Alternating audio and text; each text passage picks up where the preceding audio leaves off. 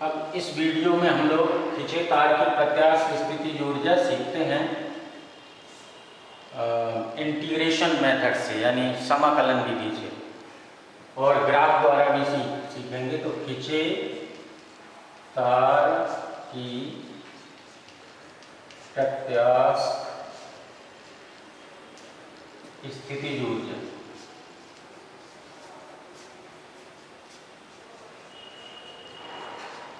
इसको हम लोग समझते हैं। तो प्रत्यास्थ स्थिति ऊर्जा क्या होती है मैं बता चुका हूं कि जब किसी तार को हम बार बार लगाकर खींचते हैं तो हमारे द्वारा किया गया कार्य तार में स्थिति ऊर्जा के रूप में संचित हो जाता है, उसी को कहते हैं तार की प्रत्यास्थ स्थिति ऊर्जा। अब हम लोग इसको इंटीग्रेशन मेथड से पढ़ते हैं। तो यदि मान लीजिए ये कोई तार है जिसकी प्रारंभिक लंबाई कैपिटल L है और इसका अंतर क्षेत्रफल कैपिटल A है। जब हम इस पर बार बार F लगाकर इसको खींचते हैं तो मान लेते हैं कि इसकी लंबाई में स्मॉल l की वृद्धि हो जाती है। तो ये स्मॉल l की वृद्धि बल F लगा देने पर हो गई। अब हम लोग पढ़ चुके हैं यंग प्रत्यास्थता गुणांक की परिभाषा से देखें, या यूँ कहिए कि अगर हम किसी तार की लंबाई में एक स्मॉल वृद्धि dl करना चाहें तो जो किया गया कार्य होगा dw बराबर वो हो जाएगा f डॉट dl, यानी f dl कह लीजिए, f डॉट dl, क्योंकि f और dl दोनों एक ही तरफ को हैं इसलिए यहाँ पर f dl cos 0 आएगा, तो f dl केवल कह लीजिए।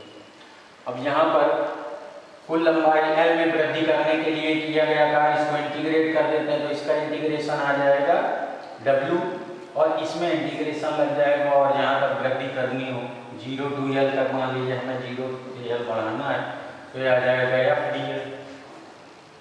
अब यहाँ पर f का फार्मूला f का मान रखेंगे तो यंग प्रत्यास्थता गुणांक के फार्मूले से हम लोग जानते हैं f बटे a अंदर प्रतिबल और बटे विकृति, तो विकृति होती है स्मॉल l बटे कैपिटल L, तो कैपिटल L यहाँ आ जाता है। तो यहाँ से f का मान निकाल लेते हैं, तो यहाँ से f का मान आ जाएगा y a स्मॉल l बटे कैपिटल L, और इस कैपिटल f का मान हम लोग इस w वाले f की जगह पर रख देंगे। तो यहाँ पर जब f की जगह लिख देते हैं तो आ जाएगा w बराबर 0 to L, f की जगह हो जाएगा y a small l upon capital L और dl।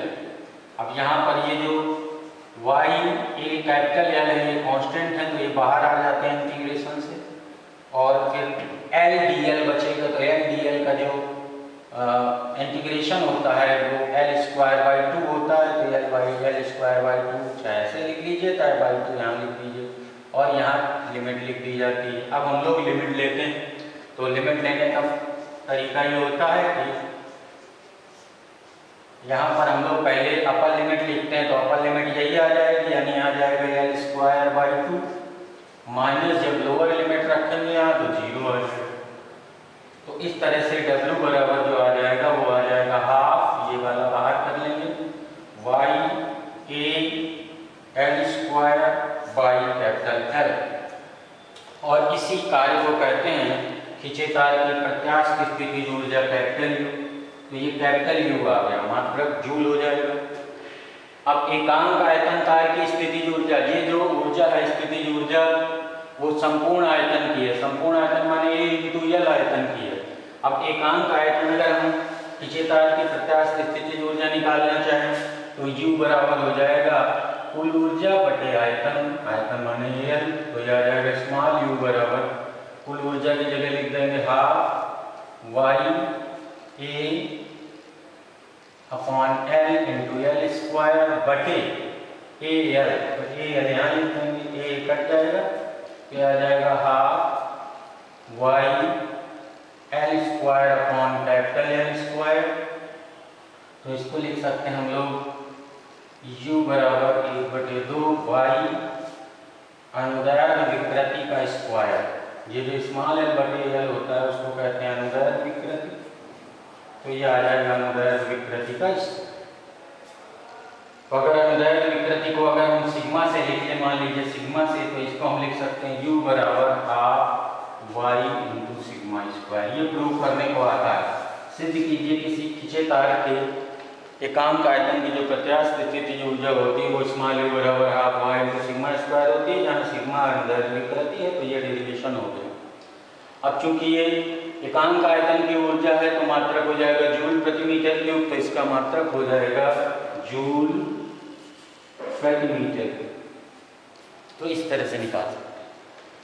अब हम लोग ग्राफ द्वारा भी इसका डेरिवेशन कर सकते हैं। तो ग्राफ द्वारा समझिए जरा कैसे हम लोग खींचे तार की प्रत्यास्थ स्थिति ऊर्जा निकालते हैं। तो यहाँ पर हम लोगों ने अभी पढ़ा कि y बराबर होता है F अपॉन ए अपॉन L, ऊपर कैपिटल L आ जाएगा, अनुदैर्ध्य प्रतिबल बटे अनुदैर्ध्य विकृति। तो F बराबर हो जाता है यहाँ से y a कैपिटल L और इंटू स्मॉल l। तो यहाँ पर ये y a upon L constant है, तो यह प्रोपोर्शनल आ जाता है स्मॉल l। यानी किसी तार की लंबाई में होने वाली वृद्धि जो होती है वो लगाए गए बल के अनुप्रमानुपाती है। यूँ कहिए कि जैसे जैसे हम तार की लंबाई में वृद्धि करते हैं वैसे वैसे प्रत्यानयन बल का मान बढ़ता जाता है। तो यदि हम F और L के बीच ग्राफ खींचें तो F और L के बीच ये इधर विकृति स्मॉल l हो जाएगी और इधर लगाया गया बल F हो जाएगा। तो एक सरल रेखा प्राप्त होती है जो मूल बिंदु से गुजरती है। ये हो गया। अब यदि हम मान लीजिए हमें ग्राफ में OA रेखा प्राप्त हुई, तो OA रेखा और ये जो विकृति अक्ष है यानी ये x अक्ष के सिर में इसके नीचे का घेरा क्षेत्रफल ये यानी संपूर्ण त्रिभुज क्षेत्रफल OAB का जो क्षेत्रफल है वो खींचे तार के प्रत्यास्थ स्थिति ऊर्जा को व्यक्त करता है। तो खींचे तार की प्रत्यास्थ मान लीजिए यहाँ पर हमने स्मॉल l ले ली लंबाई में वृद्धि, तो इसकी ऊर्जा हो जाएगी हाफ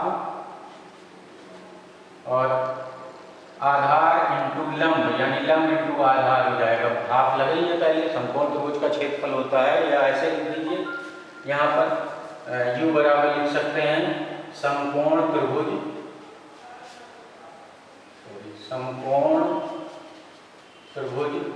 OAB का क्षेत्रफल, ये प्रत्यास्थ स्थिति ऊर्जा को व्यक्त करता है। तो यहाँ पर हम लोग निकाल लेंगे तो u बराबर आ जाएगा हाफ यानी 1/2 आधार लिख लीजिए या लंब पहले लिख लीजिए AB इंटू OB बटे 2 हो गया, मान रख देते हैं।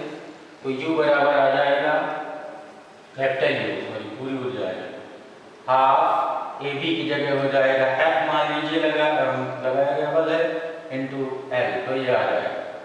तो ये होती है संपूर्ण आयतन तार की प्रत्यास्थ स्थिति ऊर्जा। अब एकांक आयतन तार की अगर निकालनी है तो स्मॉल u बराबर हो जाएगा F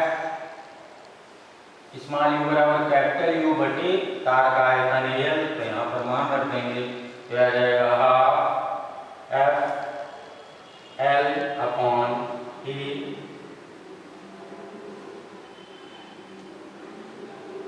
F into L upon ये कैपिटल है। अब F अपॉन ए यहाँ से लिख देंगे फिर से, तो y इंटू L बटे L हो जाएगा।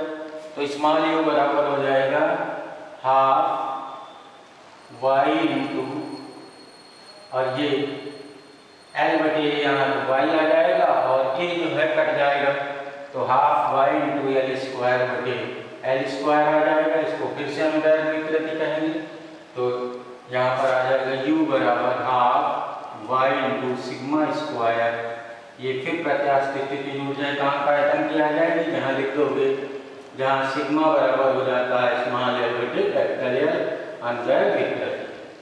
तो इस प्रकार हम दो तरीके से और सीख सकते हैं कि तार की प्रत्यास्थ स्थिति ऊर्जा निकालने का तरीका।